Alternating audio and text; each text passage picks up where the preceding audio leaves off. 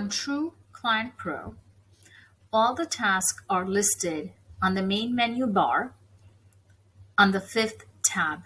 Over here, you cannot assign the task. However, you can sort them by source, the original source where the task came from, which client it belongs to, the project name, project date, the status of the task itself, interaction tracking, who it was assigned to, interaction date, due date, completion date, etc. Here, you can also filter your task by all current and archived. You can view a particular task. So for example, let's pick this first one. When you click view on it, you can see what the task is about. You can look at the interaction date, when it's due, and all of the information. You're also able to attach a document or upload a document to share with your team member. You can put down additional notes, and then the staff in return can add notes as well. Use this as it works for you best. In order to see the source of this particular task and see the further detail, what they're talking about, you can click on this button. But before we do that, let's actually click edit so we can make changes. So if I wanted to add some notes, I can click and save that, and that will update my task itself. However, if I wanted to go to the source to learn more about this particular task or client or the project, I can click on this arrow, and this is going to take me to that particular task that I was assigned to. So here you can see it's under project and project tracking. And I can see that my task is here. I can find my task by search and then look from here.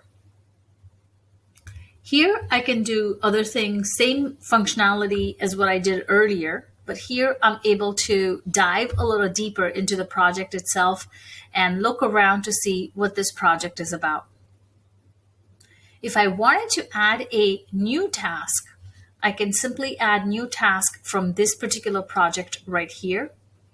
You're able to add different tasks from different places. So for example, interaction tracking, you can add a task or you could leave it as a note. In the project worksheet, under all the recipes, you're also able to assign a task. Under payment and invoice, you are able to assign a task under the payment. So for example, if you received a check and you want to tell your team to deposit the check and make a record of it, you can absolutely add a received payment, and then you can choose how you receive the payment along with the details. But you are able to assign them a task so you don't have to do these small things. Your contract, if the client signed a contract manually and you want to upload the contract after scanning it, you can go to the scanned contract tab, assign a team member or yourself a task to scan the contract and upload it. When you actually do this particular task, it tells the system that this client has become from inactive to active. Document storage, you can assign a task to upload vendor contracts, various invoices, anything you want. And then you can follow through remainder of the tabs and see where else you can assign tasks. A major one is under project tracking. So we all know that we do number of tasks for a client for a specific project. So you can start assigning those individual tasks right here by choosing the ones that you've already created, or you're using our default task and you've added some of your own.